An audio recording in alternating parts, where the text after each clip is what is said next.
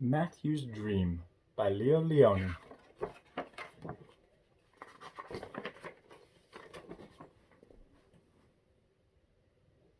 A couple of mice lived in a dusty attic with their only child.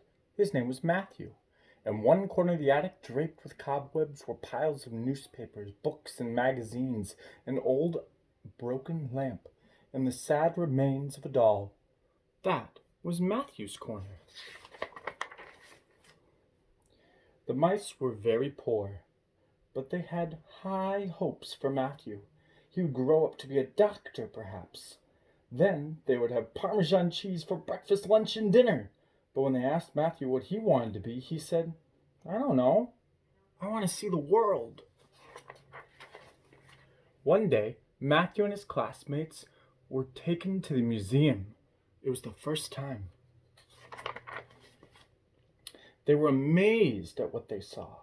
There was a huge portrait of King Mouse IV dressed like a general, and next to it was a picture of cheese that made Mathew drool.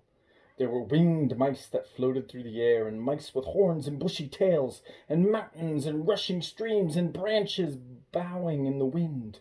The world is all here, thought Mathew. Entranced, Mathew wandered from room to room, gazing at the paintings. There were some that he didn't understand at first.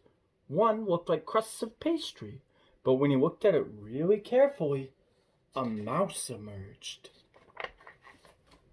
Then, turning a corner, Mathew found himself face to face with another little mouse.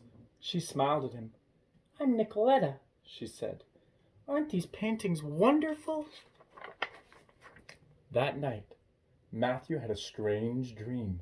He dreamed that he and Nicoletta were walking hand in hand in an immense, fantastic painting. As they walked, playful patches of color shifted under their feet, and all around them suns and moons moved gently to the sound of distant music. Mathew had never been so happy. He embraced Nicoletta. "Let's stay here forever," he whispered.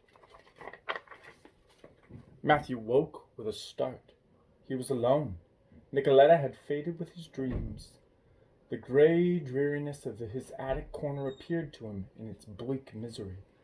Tears came to his eyes.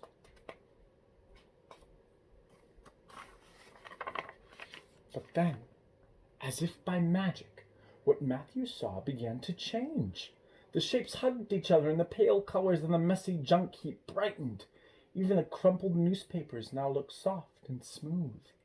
And from afar, Mathew thought he heard the notes of a familiar music. He ran to his parents' corner. "I know," he said. "Now I know. I want to be a painter." Mathew became a painter. He worked hard and painted large canvases filled with the shapes and colors of joy. Then he married Nicoletta. In time, he became famous, and mice from all over the world came to see and buy his paintings. His largest painting now hangs in a museum. When asked about the title, Mathew smiles. "The title?" he says, as if he never thought about it before. "My Dream." The end.